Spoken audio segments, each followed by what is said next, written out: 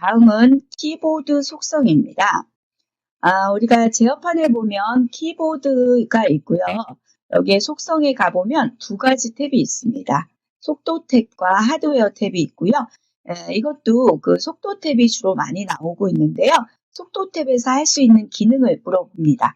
문자 재입력 시간, 키보드니까 문자를 입력할 겁니다. 그거의 시간, 키 반복 속도 테스트, 커서 깜빡임 속도, 이것들을 변경할 수가 있겠고요. 하드웨어 탭에서는 이런 키보드 장치명을 표시해주고, 이제 키보드도 이제 하드웨어이기 때문에 드라이버가 있어야 됩니다. 이것들을 제거하거나 업데이트 할 수가 있습니다. 자, 56번. 다음 중 한글 윈도우즈 10의 키보드 속성 창에서 작업으로 가장 거리가 먼 것은, 자, 화상 키보드를 바탕화면에 표시할 수 있다.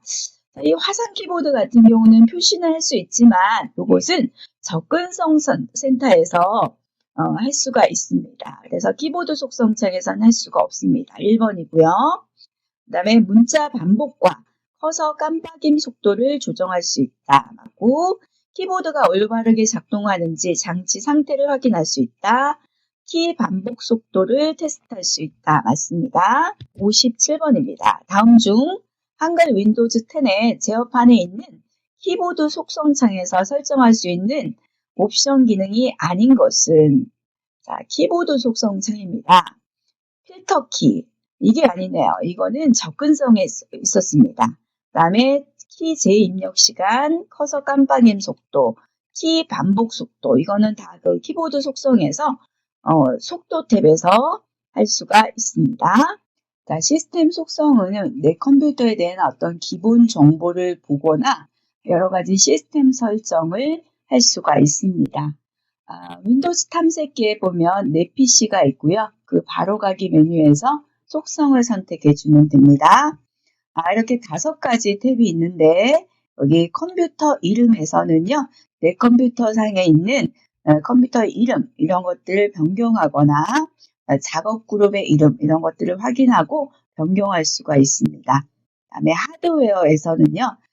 사용자 컴퓨터에 설치되어 있던 이런 하드웨어 장치를 표시해주고 장치 관리자를 이용해서 각 장치의 속성을 변경할 수가 있습니다.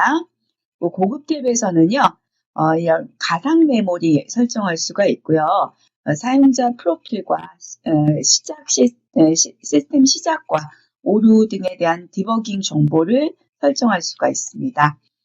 그리고 시스템 보호에서는요. 시스템 복원 지점을 만들 수가 있고요. 원격이라는 탭에서는 원격 지원을 위해서 허용을 설정하도록 할 수가 있겠습니다. 58번. 다음 중 한글 윈도우즈 10에서 시스템 속성 창에 관한 설명으로 옳지 않은 것은, 자, 윈도우즈 버전을 확인할 수 있다. 프로세서의 종류, 메모리, 시스템 종류를 확인할 수 있다. 컴퓨터 이름과 작업 그룹을 변경할 수 있다. 다 가능합니다. 4번은 제어판의 개인 설정을 실행한다.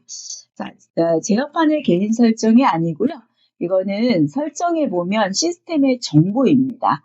아니면 이제 내 PC의 바로가기 메뉴에서 속성을 선택해 주면 되겠습니다. 이 개인 설정 같은 경우는요. 내 시스템의 배경문이라든지 색, 잠금 이런 것들을 설정할 수 있는 곳이 되겠습니다. 자, 컴퓨터에 설치되어 있는 글꼴을 미리 보기 하거나 삭제하고 숨기는 기능입니다. 설치할 글꼴을 제어판에 글꼴로 끌어서 설치해 주고요. 이 글꼴 폴더 이름은 윈도우즈에 보면 폰츠라는 폴더가 있습니다. 이곳에 파일을 복사해 주면 각종 윈도우용 응용 소프트웨어에서 사용할 수가 있습니다. 글꼴의 바로가기를 사용해서 글꼴 설치를 허용할 수가 있습니다. 자, 59번. 다음 중 한글 윈도우즈 10에서 글꼴에 관한 설명으로 옳지 않은 것은입니다. 새로운 글꼴을 설치하려면 글꼴창에서 온라인에서 글꼴 정보 가져오기 버튼을 클릭하면 된다. 맞고요. 2번 글꼴 파일의 확장자는 TTF, TTC 등이다. 맞습니다. 글꼴창에서 설치되어 있는 글꼴은 제거할 수가 있다. 제거할 수 있어요. 글꼴창에 나타난 글꼴 크기는 최대 100포인트까지 변경할 수 있다. 아니에요. 이거는 이제 72포인트까지 변경할 수가 있습니다. 폰트 폴더에서 글꼴 폴더를 더블 클릭해주면 확인할 수가 있습니다. 한글 윈도우즈 10에서 새로운 글꼴을 설치하는 방법으로 옳은 것은입니다. 제어판의 프로그램 및 기능을 이용해서 폰트를 설치한다. 이 제어판의 프로그램 및 기능에서는 응용 프로그램에 대한 제거나 변경이 되지 설치할 수 없습니다. 윈도우즈 폴더에서 그 폰츠라는 폴더에 해당 파일을 복사하면 된다. 이게 맞습니다. 그리고 일반적으로 글꼴 파일 같은 경우는 인스톨이나 셋업으로 하는 게 아니고요. 복사해주면 됩니다. 그리고 글꼴 정리사라는 것은 없습니다. 다음은 프린터 추가입니다. 제어판에 장치 및 프린터 창에서 프린터 추가를 클릭합니다. 그러면 네트워크인지 무선인지 또는 블루투스인지 프린터를 검색을 하고요. 그리고 추가할 장치에 필요한 파일들, 시스템 파일에다가 추가를 합니다. 이렇게 추가를 하게 되면 프린터 드라이버가 설치가 되는 거고요. 그리고 이제 마지막으로 프린트 이름하고 테스트 페이지를 인쇄할 것인가를 여부를 확인하고 마침을 해주면 프린터 추가가 됩니다. 61번 다음 중 한글 윈도우즈 10에서 네트워크 상에 있는 다른 컴퓨터에 연결된 프린터를 공유하고자 할 때 작업 순서로 옳은 것은 금방 설명한 내용인데요. 이런 문제가 많이 출제가 됩니다. 제일 먼저 일단 장치 및 프린트 창에서 프린터 추가 디귿이 제일 먼저 와야 되니까 3번에 해당이 되겠습니다. 설치하는 순서 알아두십시오. 스프리라는 것은 우리가 고속의 CPU와 저속의 입출력 장치 사이에 속도 차이를 보완하기 위한 기법으로 하드디스크의 일정 용량을 스프리라는 공간으로 만들어줍니다. 일종의 그 대기 공간입니다. 그래서 내가 인쇄 명령을 내려주면 스프리 설정이 되어 있을 때 이 스프리 공간에 대기하고 있다가 순차적으로 인쇄를 하면서 다른 작업을 병행해서 처리할 수 있도록 하는 것을 스프리라고 합니다. 그래서 인쇄를 하면서 동시에 다른 작업이 가능해서 컴퓨터 전체 처리 효율성을 높일 수 있습니다. 그렇지만 동시에 진행을 하는 거기 때문에 인쇄 속도는 느려질 수가 있습니다. 요거 설정하는 방법은 이제 프린터의 속성창에서 스풀을 설정을 해주면 되겠습니다. 다음 중 한글 윈도우즈 10에서 프린터 설치와 사용에 관한 설명으로 옳지 않은 것은 이미 설치된 프린터도 다른 이름으로 다시 설치할 수 있다. 있습니다.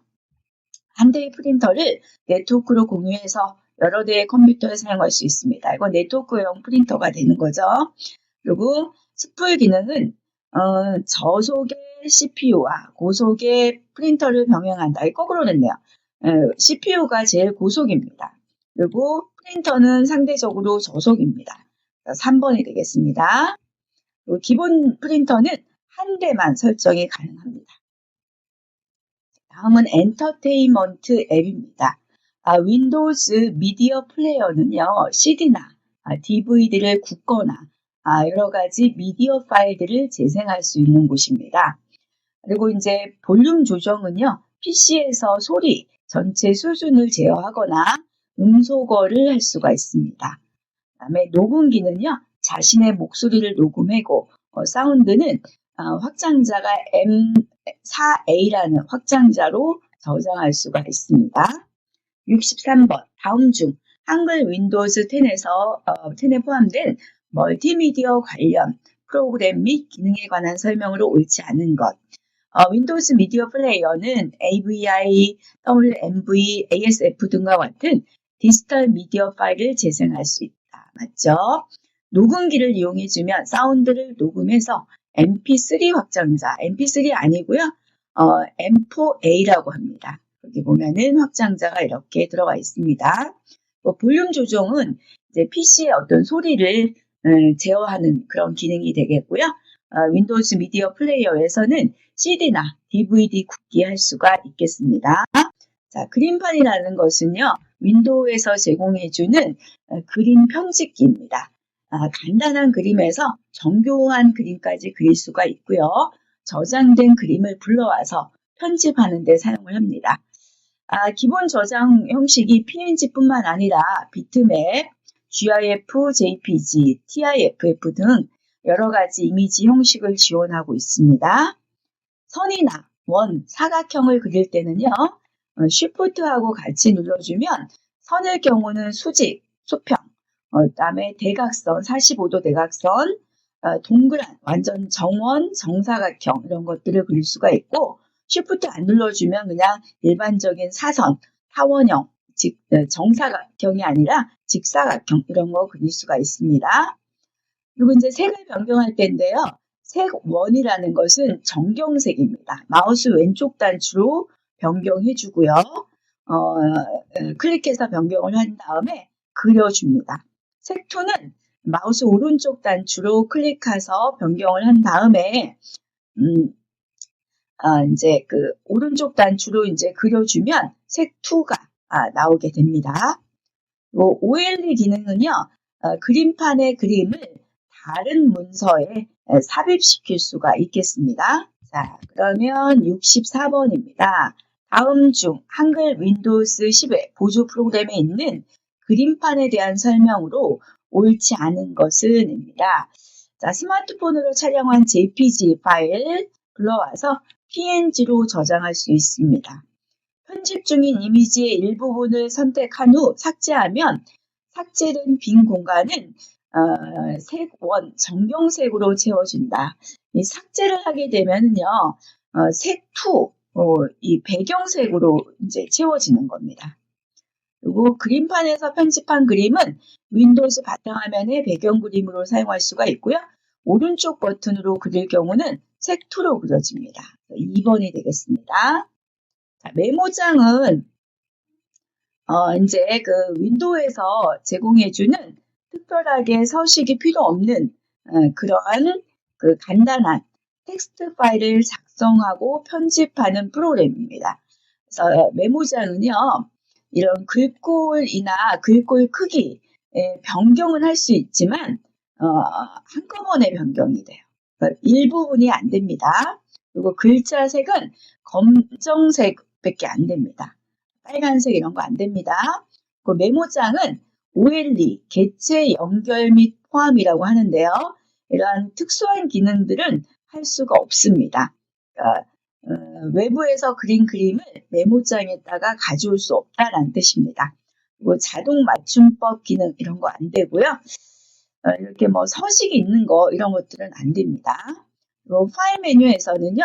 이렇게 인쇄할 수가 있는데 용지 종류나 방향, 여백, 머리글, 바닥글 이런 거 지정을 해서 인쇄할 수가 있겠고 문서의 첫 행 왼쪽에다가 대문자로 .LOG 이렇게 입력을 하게 되면 문서를 열 때마다 현재 시간과 날짜가 문서의 그 맨 마지막 줄에 자동으로 표시가 됩니다. 자, 65번 다음 주 한글 윈도우즈 10의 윈도우 보조 프로그램 중에서 메모장에 관한 설명으로 옳은 것은입니다. 그림이나 차트 등의 OLE 이거 안 됩니다. 그 다음에 편집하는 문서의 특정 부분에 대해서 글꼴의 종류나 속성, 크기 특정 부분은 안 됩니다. 한꺼번에만 됩니다. 그리고 자동 맞춤법과 같은 고급 기능 안 됩니다. 그래서 4번이겠습니다. 서식이 없는 텍스트 형식의 문서만 열거나 저장할 수가 있습니다. 자, 디스크 내에서 이렇게 디스크는 이제 이렇게 원형으로 되어 있습니다. 이렇게 동그란 것들은 이제 트랙이라고 하고요. 그 다음에 이렇게 마른 목걸로 세로 삼각형으로 나눠지는 것은 섹터라고 합니다. 이 디스크에다가 쓰고 그 다음에 삭제하고 이러다 보면은 디스크가 이렇게 조각이 납니다. 그것을 단편화라고 하고요. 이렇게 오랫동안 쓰고 읽기 삭제하다 보면은 단편화된 공간이 많아지면 처리 속도가 느려집니다. 그럴 때 해주는 기능을 디스크 조각 모음 및 최적화라고 합니다. 그래서 디스크 내에 흩어져 있는 프래그멘테이션, 단편화가 되어 있는 파일이나 폴더의 조각들을 합쳐서 처리 속도를 항상 높여주는 그런 기능입니다. 그래서 디스크 조각 모음은 속도와 관련이 있습니다. 예약할 수가 있거든요. 매일이나 매주, 매월 등등으로 예약해서 진행할 수가 있겠고, 이것은 이제 시작의 윈도우즈 관리 도구에 보면 디스크 조각 모음 및 최적화 또는 DEFRAG라는 명령어를 직접 입력해서 할 수가 있겠고요. 이렇게 읽기 쓰기가 가능해야 되기 때문에 하드디스크나 USB 드라이브 이런 것들은 디스크 조각 모음을 할 수가 있습니다. 근데 롬은 리드 온리 메모리라고 합니다. 그러니까 읽을 수만 있지 써놓을 수 없다는 뜻이에요. 이렇게 써놓을 수 없는 그런 드라이브는 디스크 조각 모음을 할 수가 없습니다. 자, 66번 다음 중 한글 윈도우즈 10의 디스크 조각 모음 및 최적화에 관한 설명으로 옳지 않은 것은 자, 1번 디스크의 접근 속도 향상뿐만 아니라 디스크의 용량 증가를 위해 사용한다. 자, 속도 향상 하는 게 이제 디스크 조각 모음이고요. 용량을 증가하지는 않아요. 디스크 전체 용량이 증가되지는 않습니다. 이렇게 용량을 증가하려면 디스크 정리라는 기능을 이용을 해야 되겠습니다. 자, 1번이 틀렸습니다. 자, 디스크상에서 어떤 컴퓨터를 다루다가 디스크뿐만 아니라 컴퓨터를 조작하다 보면은 여러 가지 문제가 발생할 수가 있는데요. 그 문제에 따라서 해결 방안 한 문제 정도는 꼭 출제가 되고 있습니다. 메모리가 부족할 때는 가상 메모리를 늘려주거나 열린 프로그램이나 불필요한 목록을 종료합니다. 이 가상 메모리 같은 경우에는요, 우리 그 시스템의 속성에 가보면 고급 탭이 있습니다. 거기에서 이제 가상 메모리 설정하는 부분이 있고요. 그래서 그렇게 늘려주는 방법이 있고요. 디스크 공간이 부족할 때는 디스크 정리 이용해서 불필요한 파일을 삭제합니다. 휴지통에 있는 파일도 삭제할 수가 있습니다. 정상적으로 부팅이 되지 않으면 윈도우즈의 고급 부팅 옵션에서 안전 모드로 부팅을 한 다음에 해결을 합니다. 속도 문제의 경우는 디스크 조각 모음을 수행해서 단편화된 디스크 조각을 제거한 다음에 처리 속도를 향상시켜 줄 수가 있습니다. 67번 다음 중 한글 윈도우즈 10에서 프로그램이 응답하지 않는 경우에 대한 해결 방법으로 가장 옳은 것은 사용자의 컴퓨터를 보호하기 위해서 윈도우즈 방화벽 이거는 이제 컴퓨터 보호와 관련이 있겠습니다. 장치 관리자에서 중복으로 설치된 해당 장치의 제거 이거는 장치에 대한 문제니까 하드웨어적인 문제 해결 방법이 되겠습니다. 3번 윈도우즈 작업 관리자 대화 상자의 프로세스 탭에서 응답하지 않는 앱을 종료한다. 이게 이제 프로그램, 소프트웨어적인 문제 해결이죠. 3번이 되겠습니다. 자, 이것은 디펜더 방화벽은요.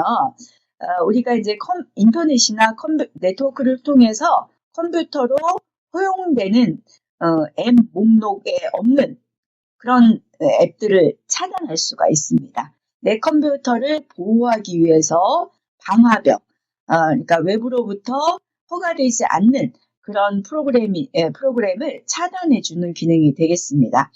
스팸 메일을 차단하거나 바이러스가 첨부된 전자메일 이런 걸 차단하는 기능은 없습니다. 특정 앱에 대해서 차단할 수가 있다는 뜻이고요.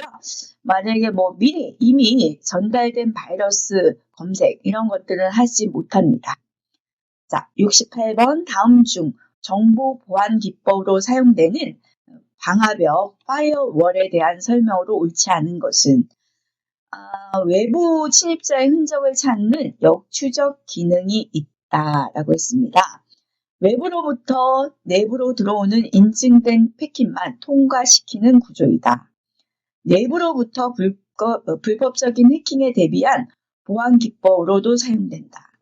해킹 등 외부로부터의 유출을 막기 위해 사용되는 보안 기법이다. 이 방화벽 이것은요, 이 내부가 있으면 이쪽이 내부고 이쪽이 외부라면 이 방화벽은 하드웨어적이나 소프트웨어적으로 외부의 침입을 막아주는 거예요. 그러니까 내부의 어떤 해킹 이런 것들에 대해서는 해결할 수가 없습니다. 3번이 되겠습니다. 네트워크 기능 유형 선택입니다.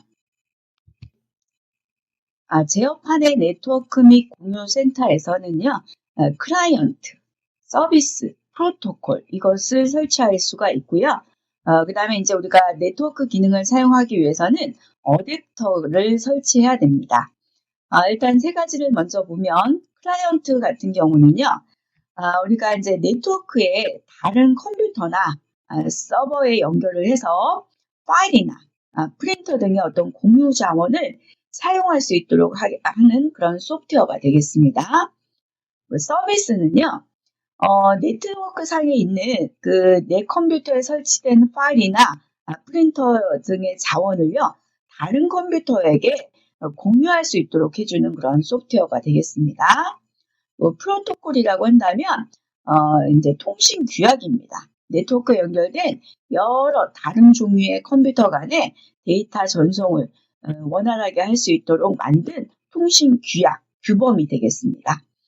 이것은 이제 네트워크 및 공유 센터에서 설치 가능하고요. 그 다음에 우리가 인터넷을 사용하기 위해서는 근거리 통신망에서 사용해주는 물리적인 장치를 어댑터라고 합니다. 그래서 네트워크 어댑터는요, 물리적으로 컴퓨터를 네트워크에 연결해주는 하드웨어 장치가 되겠습니다. 이거는 이제 랜카드를 설치하게 되면 자동으로 인식이 됩니다. 다음 중 69번입니다. 다음 중 아래 보기에서 설명하는 한글 윈도우즈 10의 네트워크 기능 유형으로 옳은 것은 세 가지 중에 하나겠습니다. 네트워크의 다른 컴퓨터나 서버에 연결해서 파일 및 프린터 등의 공유 자원을 사용할 수 있도록 하는 소프트웨어다라고 했습니다. 이건 지금 클라이언트에 대한 설명이 되겠습니다. 네트워크 및 공유 센터 창에서 할 수 있는 작업으로 옳지 않은 것입니다. 자, 네트워크 및 공유 센터 창에 가보면 이더넷 상태 창이 있습니다. 현재 네트워크의 속도나 품질 이런 것들을 확인할 수가 있고요. 문제 해결을 이용해주면 네트워크 문제를 진단하고 해결하거나 문제 해결 정보를 얻을 수가 있습니다. 다음에 새 연결 또는 네트워크 설정을 해주면 무선이라든지 광대역 또는 VPN 연결 설정을 할 수가 있겠고요. 그 다음에 고급 공유 설정에서는 사용자 계정을 변경할, 계정은 제어판에 보면은 사용자 계정이 따로 있습니다. 무선 또는 유선 네트워크에 연결할 수 있다. 그렇지 않고요. 고급 공유 설정에 가보면 네트워크 검색, 켜기, 끄기, 그 다음에 파일 및 프린터 공유, 켜기, 끄기 이런 것들이 있습니다. 정답 4번이 되겠습니다. 자, 네트워크 관련 명령어 여러 가지가 있는데요.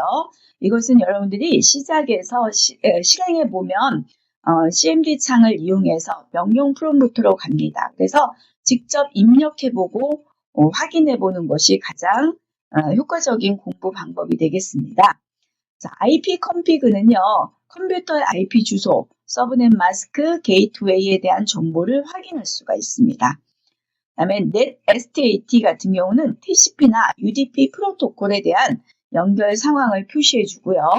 넷은 네트워크에 연결된 모든 시스템의 상태 이런 것들을 확인할 수가 있겠고, 핑 그러면은 이 컴퓨터의 그 IP 주소 이것이 현재 네트워크에 잘 연결이 돼 있는지 이거 확인합니다.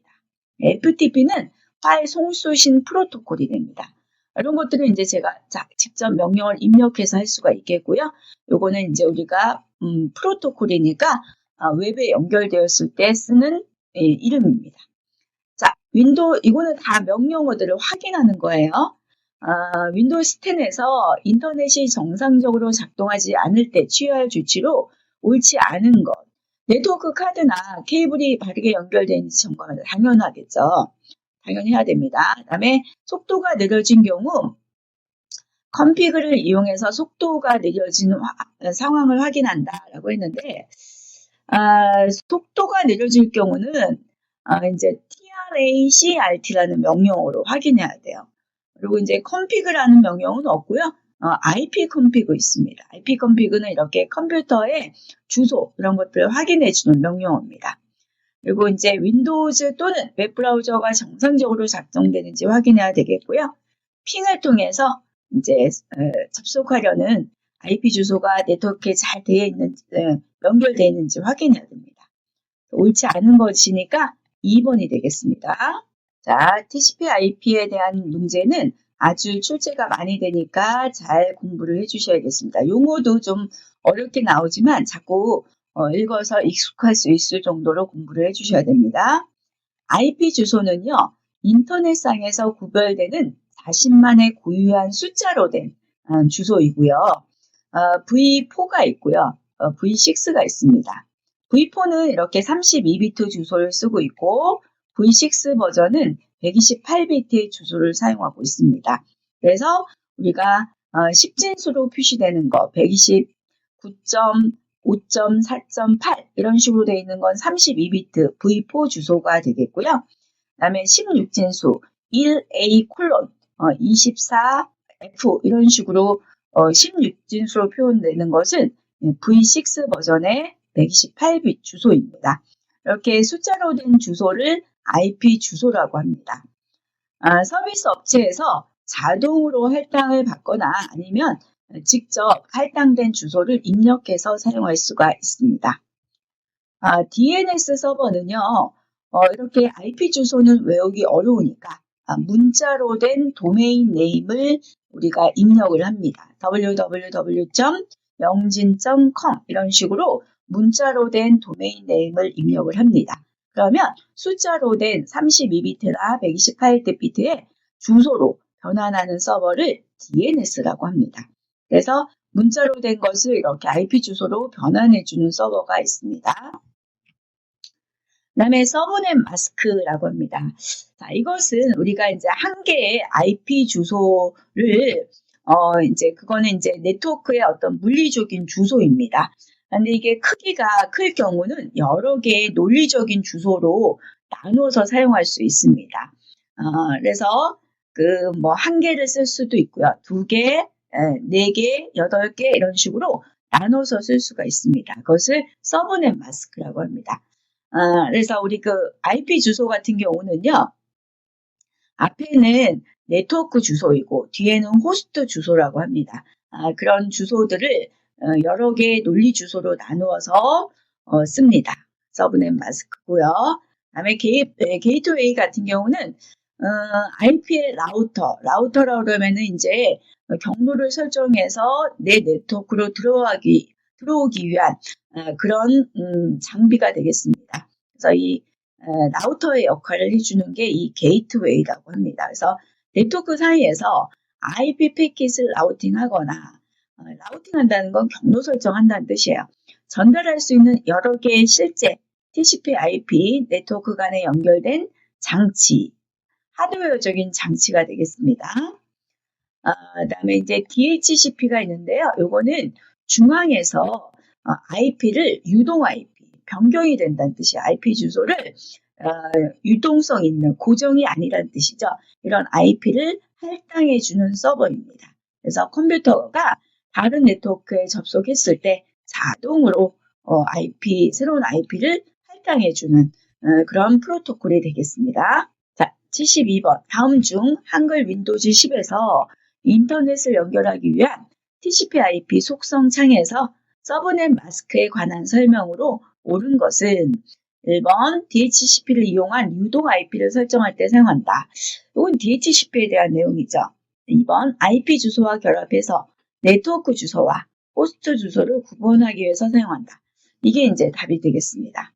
IPv4는 주소 체계가 256 아니죠. 32비트입니다. 네트워크 사이에 IP 패킷을 라우팅할 때 사용하는 주소이다. 이는 게이트웨이에 대한 내용이 되겠습니다. 2번이 되겠습니다. 자, 여기까지가 이제 제2과목 PC 운영체제에 대한 문제를 풀어보았습니다.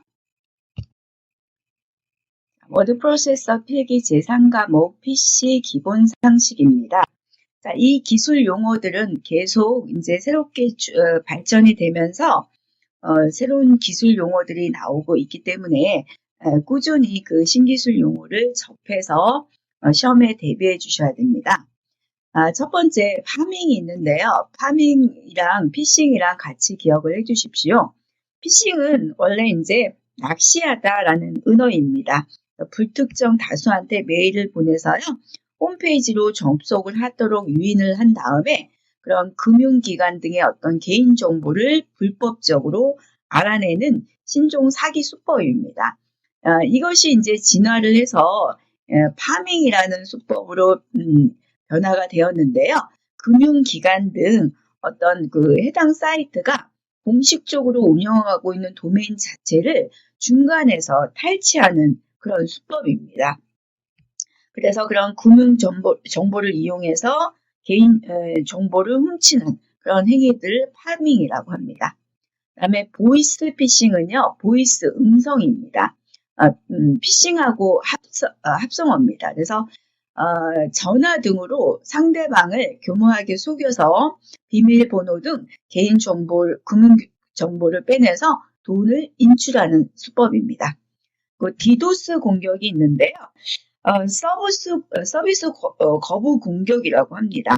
그런데 이제 도스는 이제 그 해당 시스템의 트래픽 양을 증가해서 시스템의 정상적인 동작을 방해하는 행위입니다. 그런데 그 앞에 D가 하나 더 붙였어요. 그럼 분산 서비스 거부 공격이 됩니다. 그래서 여러 대의 컴퓨터를 일제히 가동을 시켜서 특정 하나의 그런 공격 대상을 막 공격해서 이제 해킹하는 방식이 되겠습니다.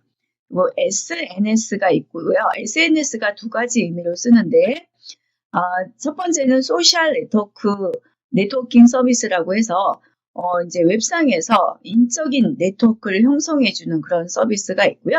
두 번째 SNS는 스테이트라이트 네트워크 시스템이라고 해서 위성통신 시스템을 이용한 영상, 음성, 데이터의 새로운 네트워크를 SNS라고 합니다.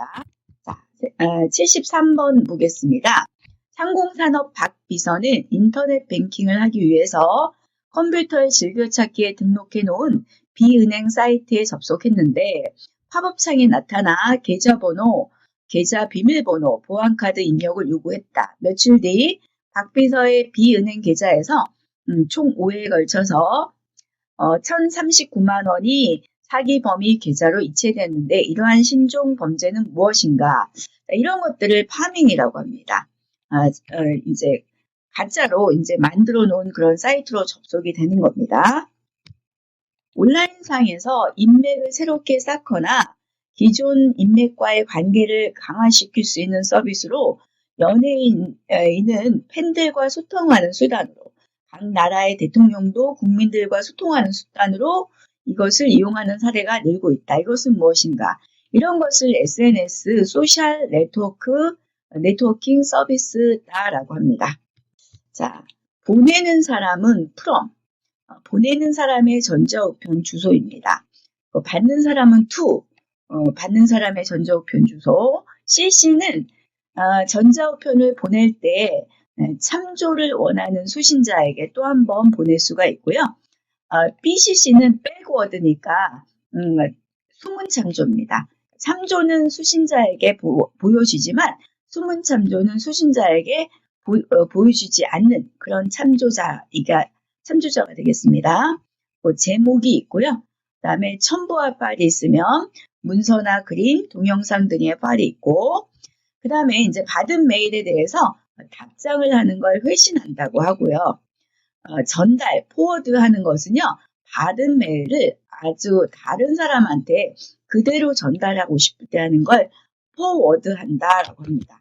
전자우편을 받은 사람뿐만 아니라 동일한 내용을 여러 사람들이 참조 가능하도록 할 때 사용하는 전자우편의 헤더는 했습니다. 이때 참조하는 걸 이제 CC다라고 합니다. 그리고 이제 76번은요. 수신자와 CC는 참조자입니다. 메일 본문에 그 정보가 노출되지만 괄호를 사용하면 메일을 정상적으로 전송이 되나 수신자나 CC는 괄호 수신자의 정보를 볼 수 없다. 이런 걸 수문참조라고 합니다. BCC라고 합니다. ENIAC입니다. 진공관을 이용한 최초의 전자식 계산기입니다. 이것은 이제 그 프로그램이 내장 방식이 도입되기 전 외장 방식의 계산기입니다. 전자식 계산기의 최초는 ENIAC이고요. 이것은 외장 방식을 쓰고 있습니다. 이제 다음 중 내장 방식의 프로그램과 거리가 먼 것은 그래서 ENIAC은 외장 방식이고요. 나머지 에드삭부터가 이제 내장 방식이 됩니다. 에드삭, 유니박, 에드박 이렇게 발전 순서가 되고 있는데요. 나머지 2번, 3번, 4번은 다 내장 방식이 되겠습니다. 정답은 1번입니다. 하드웨어와 소프트웨어의 어떤 중간적인 장치를 펌웨어라고 합니다. 우리가 이제 속도가 굉장히 빨라서요. 운영체제에서 입출력 장치를 제어하는 부분과 같은 고속 처리가 필요한 프로그램과 디지털 시스템에서 사용하고 있고 최근에는 플래시 롬에 저장이 되어서 내용을 간단하게 변경도 가능합니다. 이런 플래시 메모리 같은 경우는요. EEPROM의 일종입니다. 이전의 내용을 지우거나 변경할 수가 있습니다. 바이오스라든지 PC카드, MP3 플레이어 이런 데서 사용해주는 기억 장치가 되겠습니다. 자, 78번 다음 중 하드웨어와 소프트웨어의 중간 형태의 프로그램으로 롬에 기록이 되어서 하드웨어를 제어하고 필요시 하드웨어 성능 향상을 위해 업그레이드 할 수 있는 마이크로 프로그램의 집합체 이것을 펌웨어다라고 하죠. 쉐어웨어는 일정한 기간 동안에 무료로 프로그램을 사용하다가 이제 나중에 돈을 지급하고 사용해주는 그런 소프트웨어고요. 미들웨어다라고 한다면 이거는 이제 서로 다른 서버와 클라이언트 사이에 이제 연결시켜주는 그런 소프트웨어입니다. 플레이어 같은 경우는 이제 누구나 공개적으로 사용할 수 있는 소프트웨어가 되겠습니다. 다음은 광디스크입니다. 레이저 빔을 이용한 데이터를 읽고 쓰기 할 수 있는 그런 기억장치가 되겠습니다. 이 C가 컴팩트입니다. 컴팩트 디스크 리드 온리 메모리 그래서요. 이거는 이제 CD입니다. 컴팩트 디스크죠. 내용을 읽고 쓰기만 가능한 광디스크가 되겠고요. R은 리드입니다. 그래서 한 번 기록할 수가 있고 많은 양의 데이터를 백업할 때 사용을 합니다. RW 같은 경우는 리드라이트, 그러니까 읽기 쓰기 모두 가능한 디스크입니다. 그리고 DVD가 있습니다. 이 CD롬 같은 경우는 한 650MB 정도라면 DVD는 4.7에서 17GB 정도까지의 저장 장치가 가능하고요.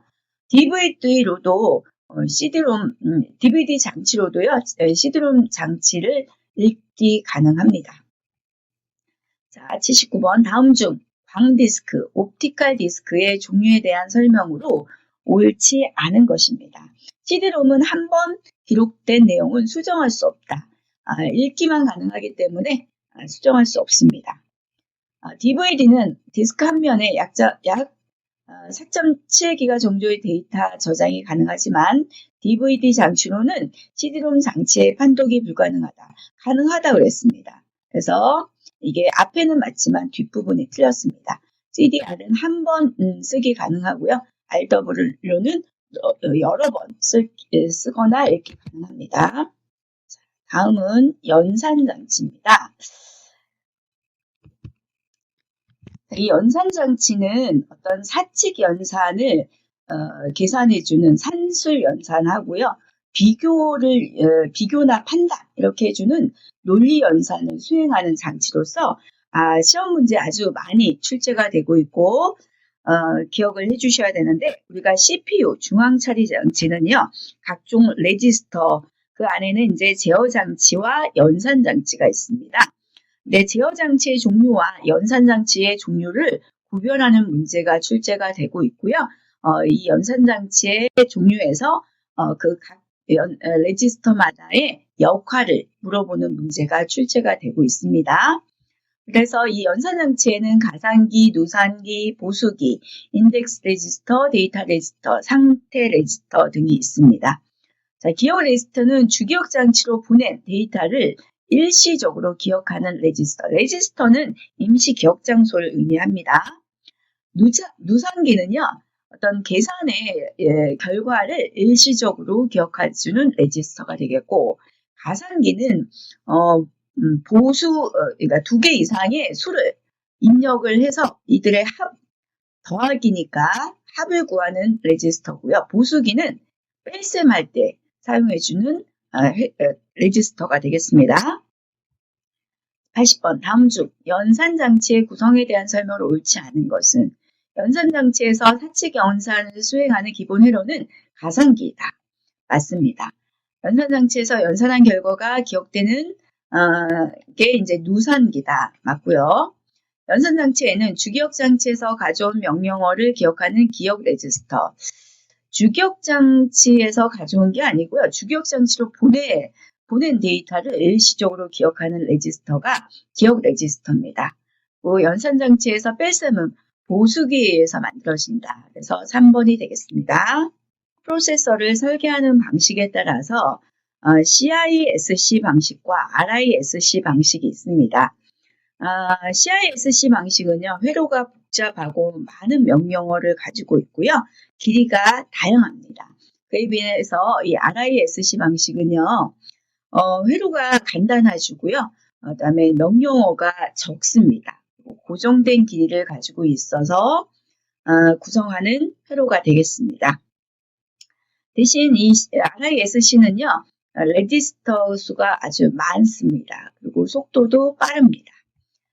81번 다음 중 RISC 프로세서에 대한 설명으로 가장 거리가 먼 것은 하버드 구조를 기반으로 설계된 방식이다. 가변 길이 형식을 가졌다. 이거는 이제 고정 길이의 형식입니다. 그래서 2번이 틀렸습니다. 그리고 82번 다음 중 RISC 컴퓨터의 특성으로 옳지 않은 것은 주소 지정 방식을 최소화해서 제어 장치가 간단하다. 명령어의 수가 많고 길이가 가변적이다. 명령어의 수가 적어요. 그리고 길이도 딱 고정적이라서 회로 설계하기가 좋습니다. 속도가 빠릅니다. 정답은 2번이 되겠습니다. 자, 프로그램의 오류 부분을 수정하거나 기능을 향상시키기 위해서 프로그램의 일부를 변경하는 것을 패치 프로그램이라고 합니다.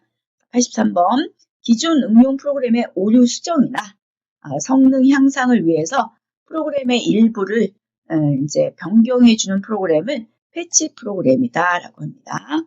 CPU의 상태입니다. CPU는 프로세서라고 하고요. 실행할 프로그램은 프로세스가 됩니다.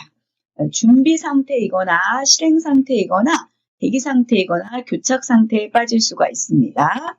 이거는 CPU의 상태이고요. 준비 상태다라고 한다면 프로세스가 필요한 자원을 할당을 받고 프로세서를 할당받기 위해서 기다리고 있는 상태가 됩니다.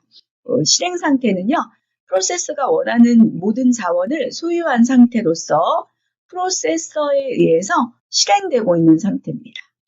대기 상태는 프로세서 이외의 특정 자원을 요청을 하고 이를 할당받을 때까지 기다리는 상태입니다. 교착 상태는요, 이제 서로 먼저 가려고 이제 교착이라는 상태로 넘어간 겁니다. 그래서 프로세서가 특정 사건을 한없이 기다리는 상태, 이렇게 교착 상태가 올 수가 있습니다. 84번 하나의 프로세스가 처리하려는 프로그램이죠. 이때 시스템 내에서 실행되고 있는 동안 여러 상태의 변화 과정을 거치게 되는데 프로세스가 CPU를 차지하고 있다가 입출력 편리를 위해서 CPU를 양보를 하고 다른 프로세서의 입출력 처리가 종료될 때까지 기다리는 상태, 이런 걸 대기 상태다라고 합니다. 자, 보조기억장치의 일부를 주기억장치처럼 가상으로 사용을 해주는 겁니다. 그래서 주기억장치 용량을 확대하여 사용하는 것처럼 보여주는 것을 가상기억장치다라고 합니다. 그래서 주 프로그램은요, 보조기억장치에 저장을 시키고 사용할 부분만 주기억장치에 적재시켜서 사용을 하는데, 하드디스크를 일부분을 띄워서 가상기억장치로 사용할 수가 있습니다. 프로그램의 크기가 주기억 공간보다 클 경우 사용할 수가 있고요. 대표적인 방법은 페이징 기법과 세그먼트 기법이 있는데, 페이징 기법은 크기가 이렇게 고정적이고요. 세그먼트 기법은 이제 다양합니다. 그것을 세그먼트 기법이다라고 하죠. 85번. 다음 중 가상기억장치에 대한 설명으로 옳지 않은 것은입니다. 주기억장치와 보조기억장치로 구성된 기억체제로 주기억장치의 용량이 부족한 점을 보완하기 위해서 사용하는 거다.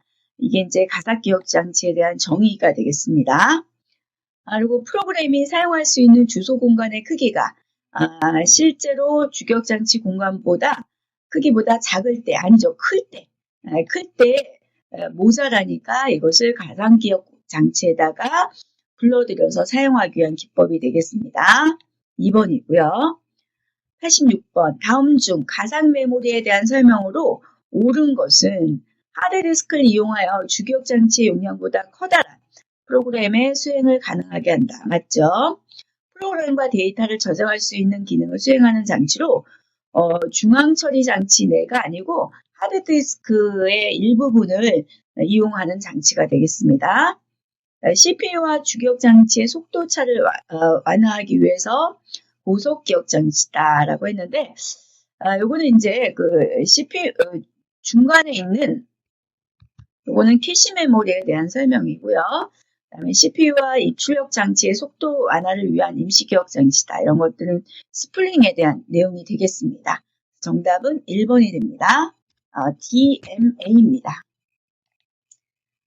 이거는 이제 다이렉트 메모리 액세스라고 합니다. CPU를 거치지 않고요.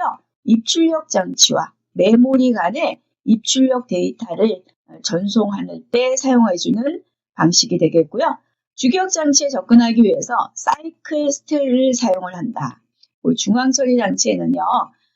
데이터 전송에 관여하지 않음으로써, 중앙처리 장치에서는 데이터 전송에 관여하지 않음으로써 전체적인 컴퓨터의 성능을 향상시켜줄 수가 있습니다. 다음 중 DMA에 대한 설명으로 옳은 것은입니다. CPU의 계속적인 개입 없이 메모리와 입출력 장치 사이의 데이터를 전송하는 방식이다. 맞죠? CPU, 중앙처리 장치에서 관여하지 않고요. 메모리하고 그다음에 입출력 장치 사이에서 데이터를 전송해주는 그런 방식이 되겠습니다. 리소스는 자원입니다. 운영체제에서 사용하는 자원들입니다. 프로세서, CPU를 의미하고요. 메인 메모리, 그 다음에 이건 주기억 장치고요. 하드디스크, 보조기억 장치, 기타 입출력 장치들이 다 운영체제에서 사용해주는 자원들이 되겠습니다. 88번. 컴퓨터 시스템에서 운영체제의 목적은 유한한 리소스의 효율적인 관리이다. 다음 중 운영체제가 관리하는 리소스의 종류와 거리가 먼 것은, 메인 메모리는 이제 주기억 장치라는 뜻이고요. 프로세서, CPU, 그다음에 하드디스크, 이거는 보조기억 장치가 되겠습니다. 이거는 이제 바이오스, 베이직 인풋 아웃풋 시스템이라고 하고요. 요거는 이제 정답은 3번이 되겠습니다. 다음에 요거는 이제 문제가 똑같이 나왔습니다. 컴퓨터 시스템에서 이게 이제 문제가 똑같네요. 그런데 보기만 다르네요. 운영체제의 목적은 유한한 리소스의 효율적인 관리이다. 리소스와 거리가 먼 것은 한글로 나왔죠. 주기억 장치, 메인 메모리라고 하고요. 프로세서 스케줄 하고요. 그래픽 카드, 그 다음에 바이오스, 정답 똑같이 바이오스입니다. 그래픽카드도 우리가 다 운영체제에서 관리해주는 리소스 자원이 되겠습니다. 자, 다음은 운영체제의 분류입니다. 자, 운영체제 분류에서 보면 인베디드 시스템 있습니다. 이런 기계나 전자장치의 두뇌 역할을 해주는 마이크로 프로세서, 이것을 장착을 해주고, 그 다음에 여기 이것들을 실행하기 위해서 소프트웨어도 같이 집어넣어서 이런 하드웨어 장치를 실행할 수 있게끔 해주는 그런 시스템, 이런 것들을 인베디드 시스템이라고 합니다. 그래서 그 수행하고자 하는 프로그램과 데이터를 이 주기억 장치에 기억을 시켜놓는 겁니다. 그래서 그것들을 하나씩 꺼내서 CPU에서 수행할 수 있도록 그러니까 하드웨어 소프트웨어를 같이 구동을 시켜줄 수 있는 그런 시스템을 인베디드 시스템이라고 합니다. 이제 분산 처리 시스템은요, 이런 여러 개의 컴퓨터들이 네트워크로 연결되어 있는 거예요. 그래서 작업이나 자원을 분산하여 처리하는 시스템이 되겠고요. 병렬 처리 시스템은 서로 연결된 2개 이상의 처리기, CPU입니다. 그래서 여러 개의 처리기가 있으니까 2개 이상의 그런 프로세스를 동시에 병렬로 처리하는 겁니다. 그러니까 하나의 프로그램을 여러 개의 처리기에서 나눠서 처리하니까 훨씬 처리 속도가 향상이 되는 그런 방식이 되겠습니다. 10분할 처리 시스템은요, 속도가 빠른 CPU, 이것들을 이제 시간으로 분할을 합니다. 그래서 여러 개의 작업을 연속적으로 처리하는 것처럼 보일 수 있는 그런 시스템 방식을 10분할 처리 시스템이라고 합니다. 90번, 다음 중 일반 PC 형태가 아니며 주로 기판, 회로 기판 형태의 반도체 기억 소자에 응용 프로그램을 탑재하여 컴퓨터 기능을 수행하도록 하는 것. 이 반도체 메모리 하드웨어입니다. 여기에 이제 소프트웨어를 같이 탑재해서 수행하는 시스템. 이런 것들을 이제 인베디드 시스템이라고 합니다. 다음은 멀티 프로그래밍 방식입니다. 우리가 이제 운영체제를 분류해주면 일괄 처리, 실시간 처리, 10분할 처리, 다중 프로그래밍, 분산 처리, 병렬 처리, 인베디드 처리 등이 있는데요. 그 인베디드 처리 시스템은 우리가 바로 전에 공부를 했고, 그 다음에 이제 멀티 프로그래밍 있습니다. 동시에 2개 이상의 프로그램을 주기억 장치에 기억시켜 놓고 하나의 프로세서가 고속으로 처리하는 방식입니다. 프로세서 CPU는 하나인데요. 여러 개의 프로그램을 동시에 처리할 수 있는 방식을 멀티 프로그래밍 시스템이라고 합니다.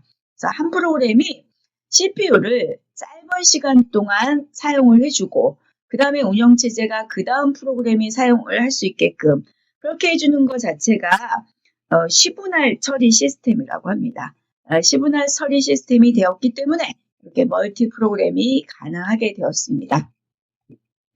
한 시스템에서 멀티 프로그램이 가능한 이유를 가장 잘 설명한 것은 그래서 이제 이거는 4번입니다. 각 프로그램이 주어진 작은 시간 동안만 CPU를 사용하고 운영체제가 그걸 반환하게 해서 다음 프로그램이 사용할 수 있게끔 하는 거죠. 이것을 이제 10분할 시스템이라고 합니다. 그래서 멀티 프로그래밍이 가능하도록 되어 있었습니다. 정답 4번이 되겠습니다. 컴파일러와 인터프린터입니다. 자, 컴파일러와 인터프린터는요, 번역기입니다.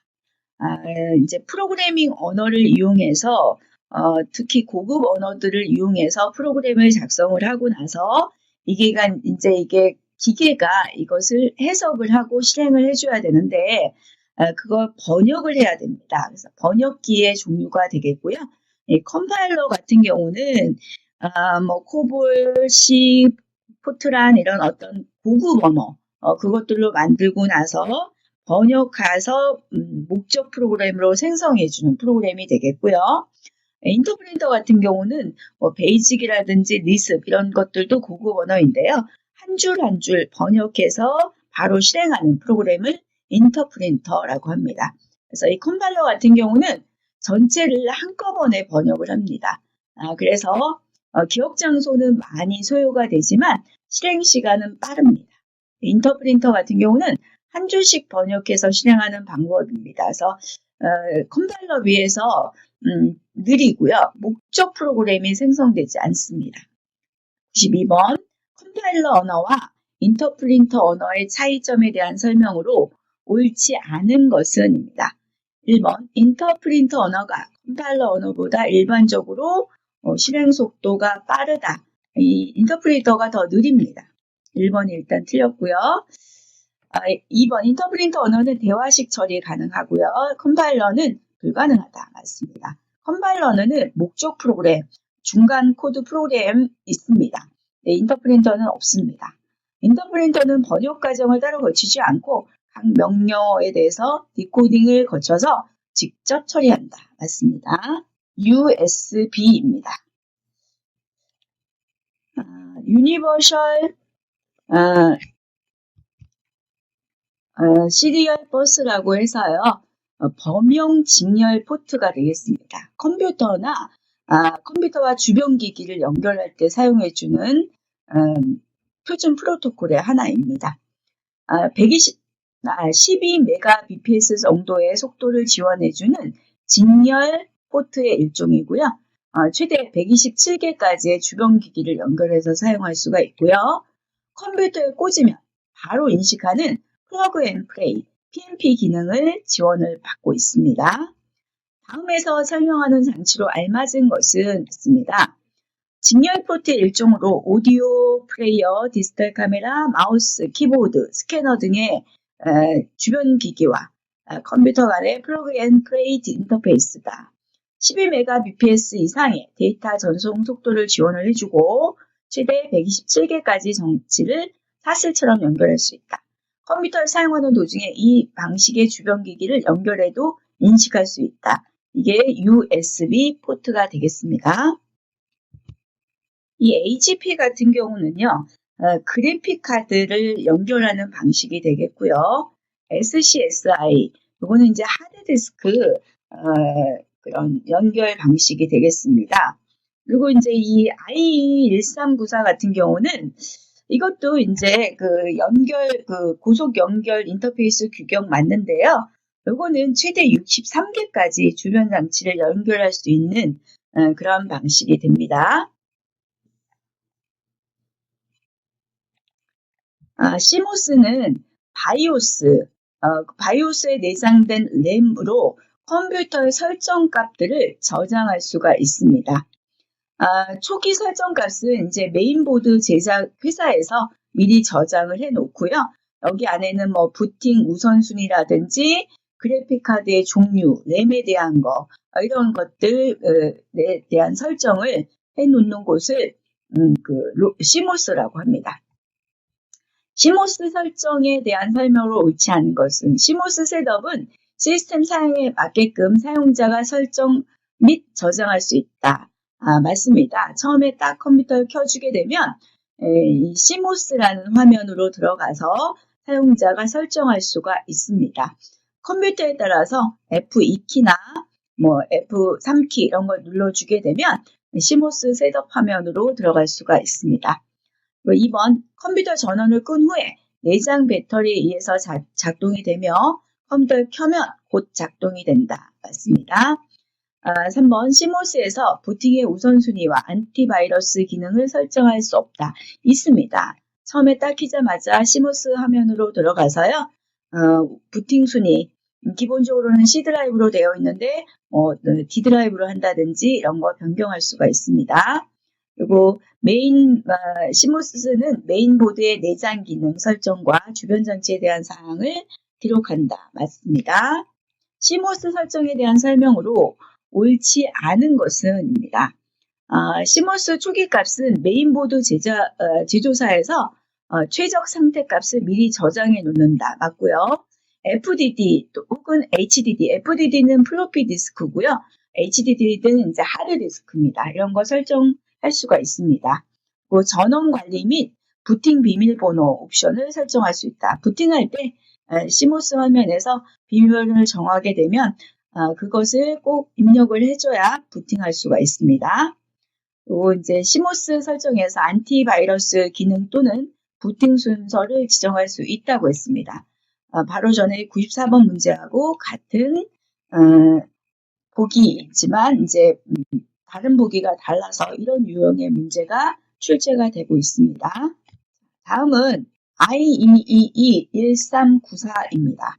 이것도 이제 우리 USB와 마찬가지로 그 고속 직렬 인터페이스입니다. 컴퓨터와 주변 장치들을 연결할 수 있도록 해놓은 인터페이스가 됩니다. 그래서 최대 63개까지의 주변 장치 연결이 가능하고요. 데이터 전송은 초당 100, 200, 400 이렇게 400MB 세 종류가 있고요. 핫 플러그인 플레이 연결하면 곧바로 실행할 수가 있습니다. 자, 다음 보기에 설명하는 장치로 알맞은 것은 PC나 각종 AV 기기에서 대량으로 고속 데이터 통신을 실행하기 위해 인터페이스로 파이어와이어라고도 한다. 플러그 앤 플레이 기능이 있고요. 각종 기기와 자유롭게 접속할 수 있다. 고속 직렬 연결 장치다라고 했습니다. 이거에 대한 설명이 IEEE1394가 되겠습니다. 자, 다음은 멀티미디어 활용 분야입니다. 교육이나 통신이나 기타 여러 가지 분야에서 멀티미디어 데이터는 활용이 되고 있습니다. VOD는 비디오 온 디맨드입니다. 사용자가 원하는 시간에 영상 정보를 볼 수가 있습니다. 여러분들이 원하는 시간에 지나간 드라마나 영화, 게임 이런 영상을 볼 수 있는 주문형 비디오 서비스가 되겠습니다. 자, VCS는요, 비디오 커뮤니케이션 시스템입니다. 초고속 통신망을 이용해서 원거리에 있는 사람들하고 비디오나 오디오를 통해서 회의를 할 수 있는 그런 시스템이 되겠습니다. 기타 VR 가상 시스템, PACS 의료 영상 관련 시스템, 그다음에 CAI 원격 교육 등이 멀티미디어 활용 분야가 되겠습니다. 자, 97번 다음 중 멀티미디어 활용 분야에 대한 설명으로 옳지 않은 것은입니다.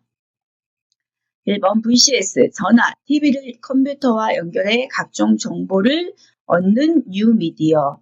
자, VCS는 화상회의 시스템입니다. 1번이 일단 틀렸고요.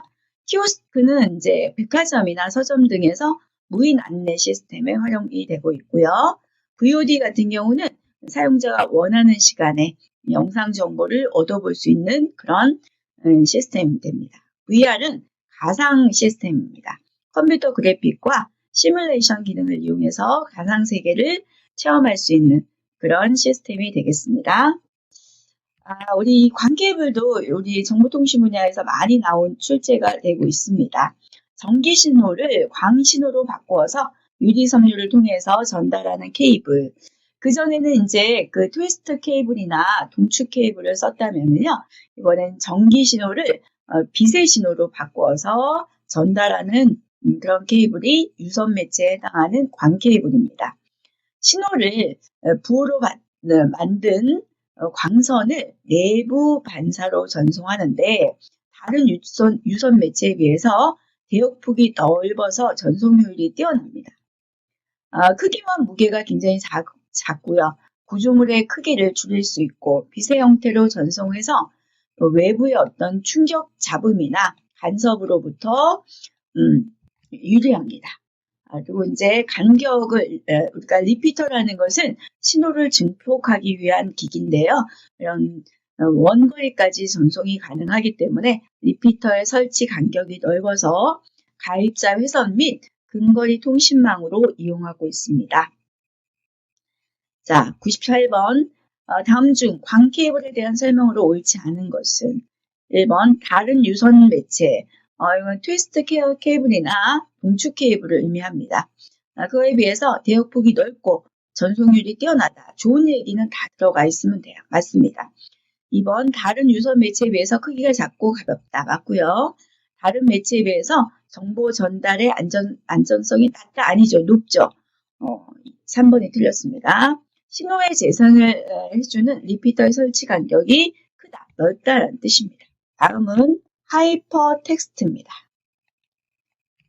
전자적인 매체로 저장한 문서를 연결해 놓는 걸 하이퍼텍스트입니다.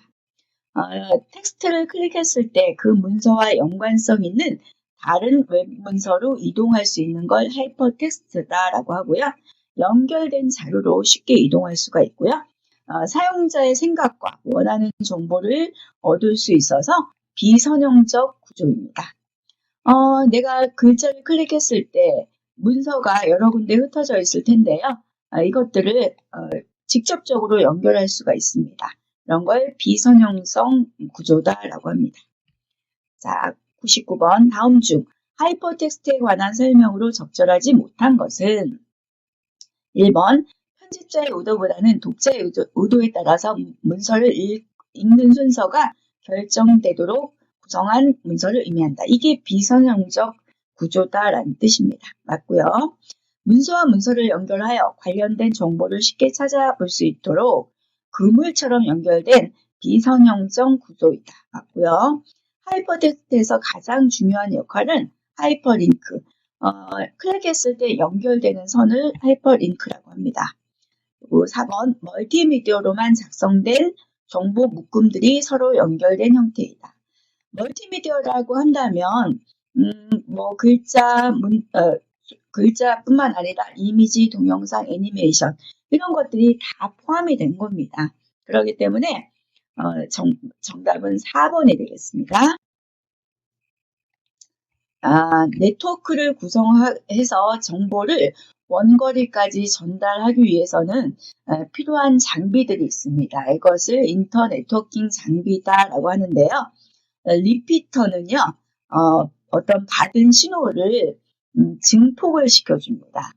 왜냐하면 먼 거리까지 가기 위해서는 신호의 감쇄, 약해지는 현상이 있습니다. 그렇기 때문에 리피터에서 그것들을 증폭을 시켜서 원거리까지 전달할 수 있도록 해주는 장비가 되겠습니다. 그다음에 모뎀이라는 것은요, 단말기로 들어오는 디지털 신호를 아날로그 신호로 변환해주고 그것을 변조라고 합니다. 이렇게 해서 이 아날로그 신호를 다시 디지털 신호로 변환해주는 복조 과정을 거쳐주는 장치입니다. 그래서 모뎀은 변복조기다라고도 합니다. 그다음에 라우터라는 것은요, 어떤 송신된 메시지를 이제 전달하기 할 때 어떤 경로, 이것들을 최적의 경로로 결정을 한 다음에 전달하는 장비가 되겠습니다. 그다음에 이제 허브는 가까운 거리에 있는 그런 네트워크 기기를 연결해주는 장비가 되겠습니다. 그다음에 게이트웨이는요, 서로 다른 종류의 어떤 통신망 간의 정보를 전송할 수 있도록 해주는 통신 장비가 되겠고, OSI의 전 계층에서 사용할 수 있는 장비가 되겠습니다. 100번이죠. 서로 다른 프로토콜로 운영되는 네트워크에서 최적의 경로를 결정하는 네트워크 장비. 여러분들 여기서 이걸 기억하셔야 돼요. 최적의 경로 그러면 라우터가 되겠습니다. 다음에 101번 다음 중 랜과 외부 네트워크를 연결하는 장비로 응용 계층을 연결하여 데이터 형식과 프로토콜을 변환해서 서로 다른 프로토콜을 갖는 네트워크를 연결시켜주는 장치는 무엇인가 했습니다. 여러분들은 여기서 핵심어는 뭐냐면요.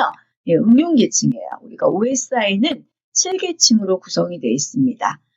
물대내 전세표 해서 1계층이 물리계층에서 물리계층, 데이터 링크 계층, 네트워크 계층, 전송 계층, 세션 계층, 그 다음에 표현 계층, 응용 계층, 응용 계층은 7계층입니다.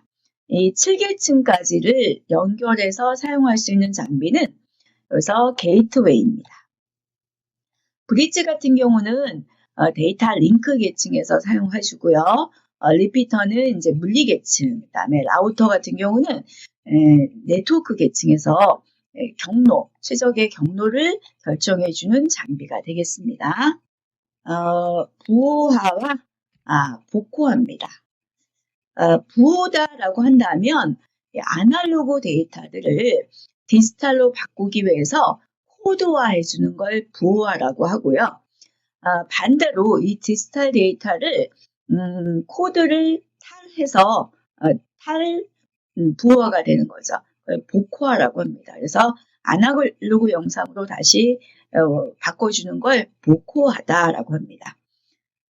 이것을 우리가 이제 아날로그를 디지털로, 디지털을 아날로그로 해주는 그런 것들이 이제 PCM 방식이라고 하는데, 그 과정 알아두셔야 됩니다. 다음 중 아날로그 영상을 디지털 영상으로 전송해주고 수신한 다음에 아날로그를 다시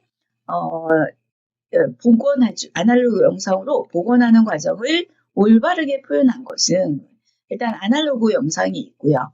이것을 부호화를 거쳐서 그다음에 이제 디지털 영상이 됩니다.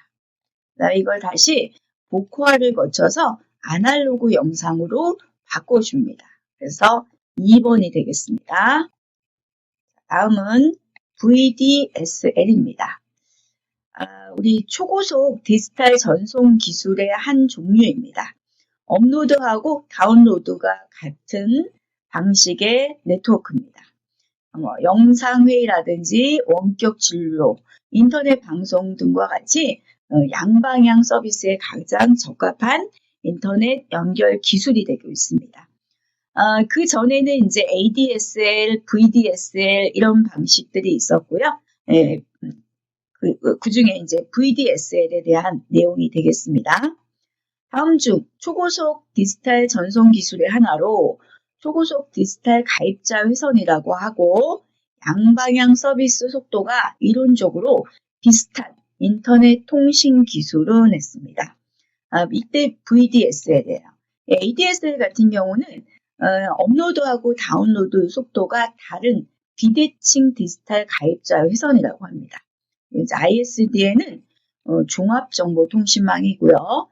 모뎀은 이제 변환 기기입니다. 변조와 복조를 할 수 있는 기기를 모뎀이라고 합니다. ADSL에 대한 내용입니다. ADSL은요, 미국의 벨코어가 주문한 주문용 비디오의 상용화 서비스를 위해서 개발한 기술입니다. 기존의 구리선을 이용한 전화선을 이용을 해서 통신을 제공을 해주고요. 업로드하고 다운로드 속도가 다릅니다. 그래서 비대칭 디지털 가입자 회선이고요. 양방향 서비스에 부적합하다. 음성 통신은요, 낮은 주파수 대역을 쓰고 데이터 통신은 높은 주파수 대역을 씁니다. 아날로그 통신은 주파수가 낮고요. 디지털 통신은 높은 대역을 쓴다라는 뜻입니다. 자, 104번.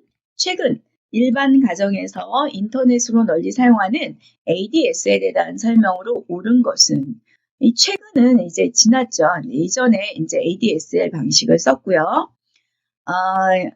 1번. 동축 케이블을 사용해서 고속의 데이터 통신을 제공한다. 맞습니다. 요거는 동축 케이블이 아니고요. 구리선을 씁니다. 대칭형 디지털 가입자 회선이다. 비대칭형을 씁니다. 영상회의, 원격 진료 같은 양방향 서비스에 가장 적합하다. 아닙니다. 양방향은 이제 부적합합니다. 전화는 낮은 주파수를, 데이터 통신은 높은 주파수를, 이게 맞습니다. 전화는 아날로그 음성 통신입니다. 낮은 주파수 대역을 쓰고요. 디지털은 데이터 통신이라고 합니다. 높은 주파수 대역을 씁니다. 그래서 업로드하고 다운로드 속도가 다릅니다. 인터네트워킹입니다. 서로 다른 네트워크를 통신하기 위한 기술로 두 네트워크 간에 공통된 프로토콜, 라우팅 테이블과 관련된 네트워크 장치에 대한 내용으로 구성이 되어 있고 리피터, 라우터, 브릿지 등이 있습니다. 105번. 다음 중 컴퓨터를 네트워크로 연결하기 위해 사용하는 인터네트워킹 장비가 아닌 것은 있습니다. 리피터는 요거는 이제 증폭기라고 했고요. 라우터 이거는 경로 설정에 이용하는 장비고 브릿지도 이제 신뢰성 있는 데이터를 전송하기 위한 데이터 링크 계층의 장비가 되겠습니다. 디코더는 이거는 이제 복호하기라고 합니다. 그래서 정답은 4번입니다. 106번 다음 중 컴퓨터를 네트워크로 연결하기 위해 사용하는 인터 네트워킹 장비가 네트워킹 기기가 아닌 것은 여기도 뭐 리피터, 라우터, 브릿지 있네요. 정답 4번입니다. 이 레이드 같은 경우는 여러 개의 하드디스크를 모아서 하나의 디스크처럼 작동시켜주는 장비로서요. 주로 이제 그 서버에 활용하는 장비가 되겠습니다. 랜은 로컬 에어리어 네트워크라고 해서 근거리 통신망에 해당이 됩니다.